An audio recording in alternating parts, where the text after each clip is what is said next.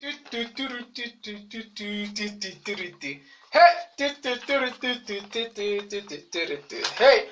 welcome to Get Small Quick, and my name is G Money.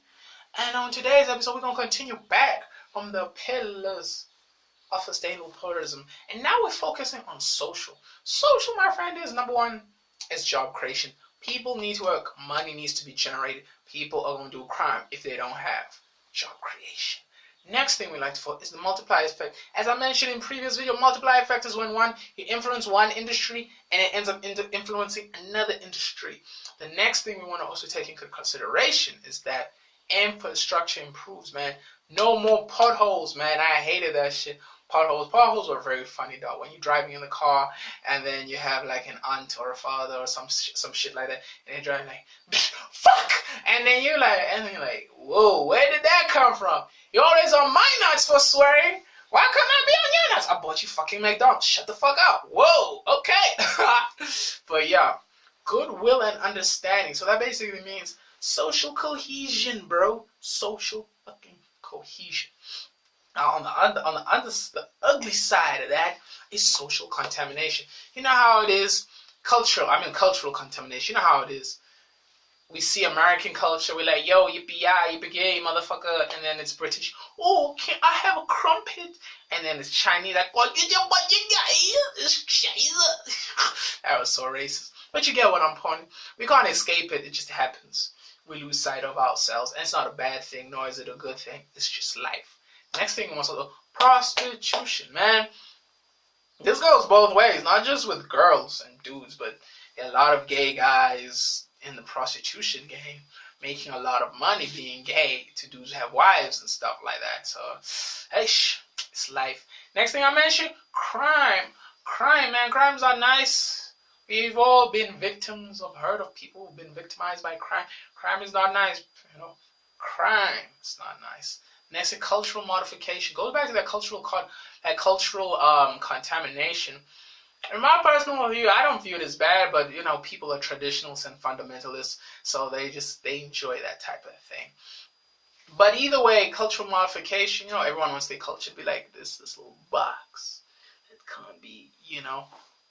But unfortunately, it ends up expanding and growing. That's why I'm so happy.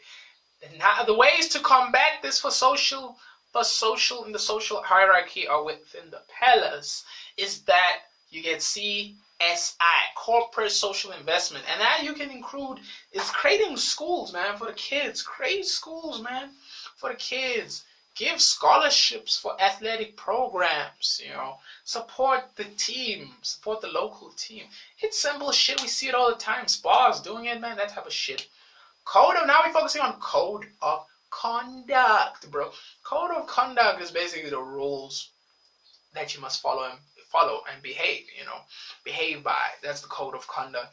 The next thing I like to focus on fair trade in tourism, South Africa. And it's a non-profit organization that promotes sustainable tourism through fair partaking of people. People must engage fairly, fair democracy, respect, trustworthiness, transparency, and sustainability.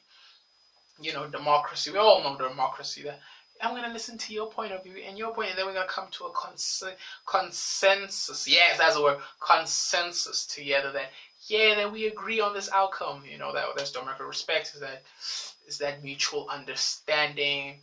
Trustworthy is that the person giving me the information or whatever really thinks about me. You know what I'm saying? They're not out there to get my money or have their hand in my pockets. Transparency is being open. You know, like, I'm doing this. Cool, deal with it. Sustainability is, can we continue doing this in the future? You know, that's what it. And then fair wages as well. Fair wages, fair purchasing, fair operations, and fair working conditions. That's another thing we must consider. Now let's look into the fun aspect of tourism. Woo! And that is UNESCO. And UNESCO just stands for United Nations Educational, Scientific, and Cultural Organization.